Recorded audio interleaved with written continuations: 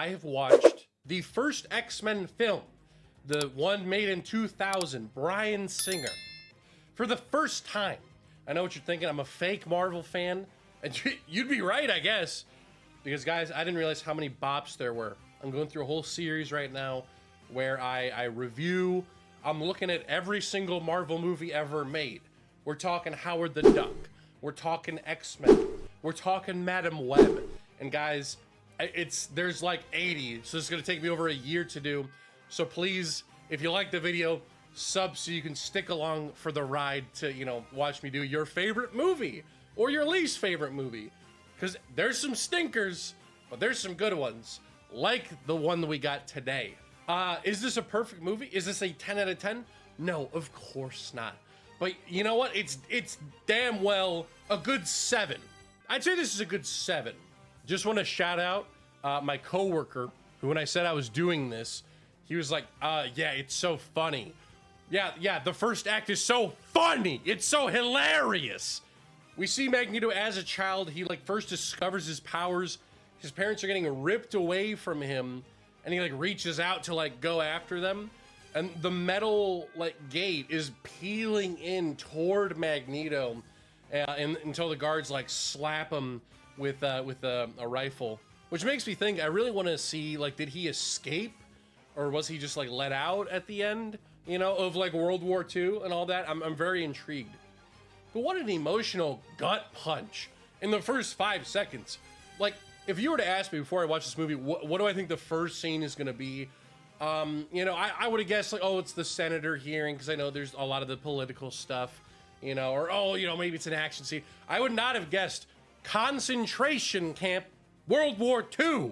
But yeah, then after that, yeah, we got the whole senator meeting. Again, we see that connection between Magneto and Xavier. But we immediately get into some Wolverine action.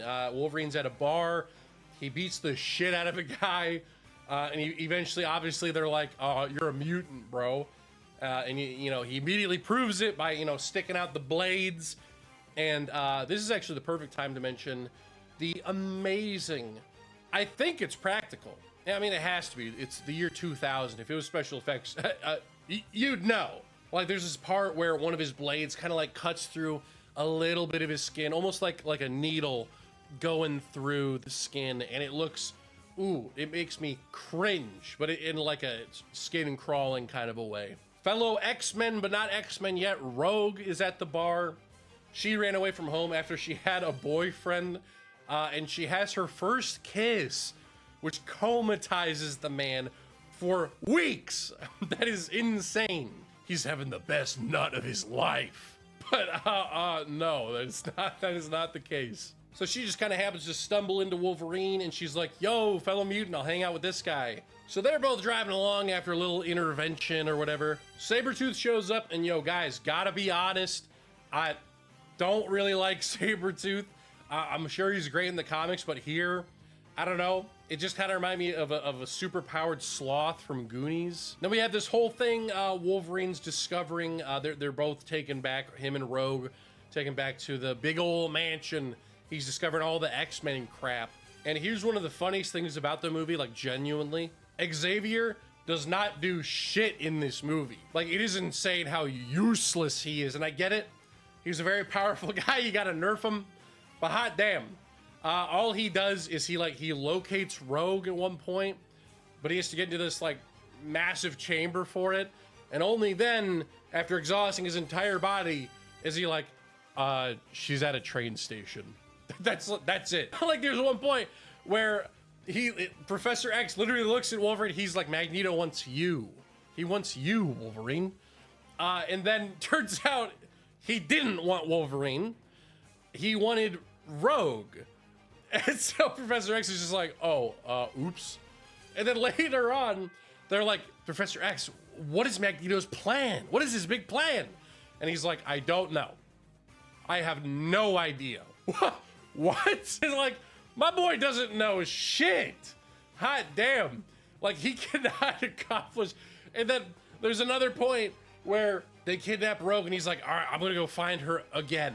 So he goes into that chamber of like the I can find anyone room. He goes in there, then he doesn't realize that Mystique like replaced the good goo with the evil glue. So he just goes into it, plugs himself in. He's just like, oh, help! But yeah, eventually then we have the big Statue of Liberty fight. Cyclops and Storm are very nerfed, and I get it. We gotta show our boy Wolverine off, and I respect him for that.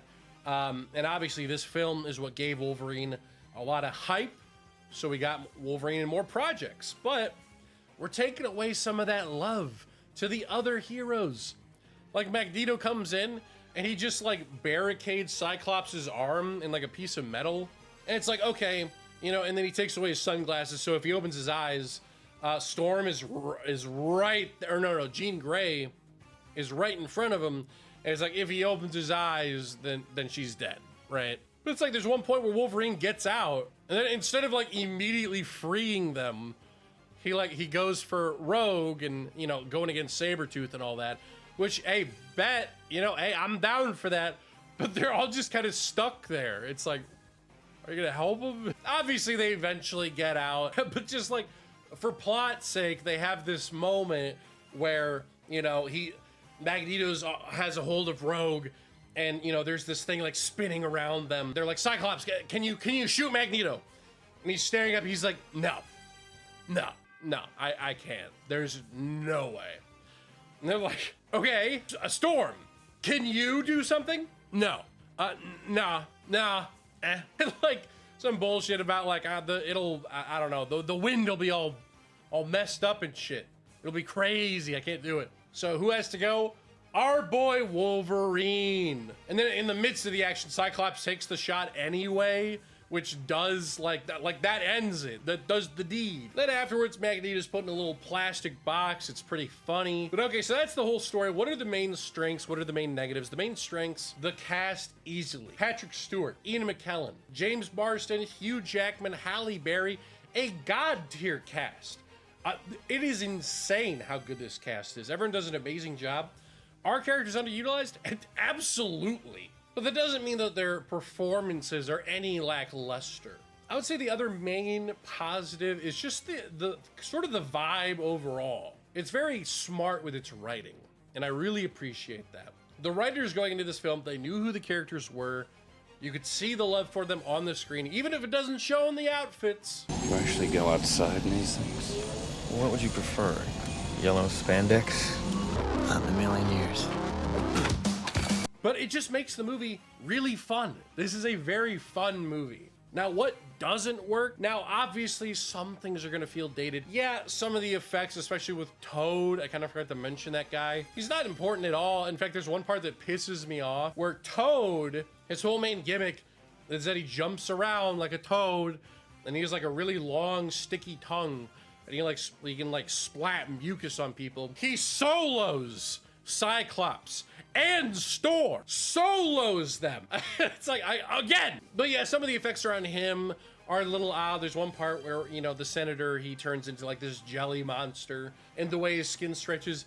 Is it dated? Yeah, obviously. But I refuse to dock any points for stuff looking a little dated. Now, here's my thing. Now, there's something to be said when it's egregious. Like if we're talking the Mummy, you know, like the Scorpion, that's different, right? But I'm basing it off of the time period. This is made in the year 2000. So yeah, does it look beautiful? No. It was also 25 years ago. Guys, those are my main thoughts on the first X-Men film. This is a very fun movie with an amazing cast, with, yeah, some iffy visuals, and I do wish there was a bit more action. And obviously, some of the characters being underutilized, sometimes it's fine, sometimes it kind of pisses me off. But my boys, this is a easy 7 out of 10. It's above average. No, it's better than that. It's great. It's a pretty dang great movie. Guys, go watch this one. It gets my approval rating. So go check it out and let me know what you think. See ya.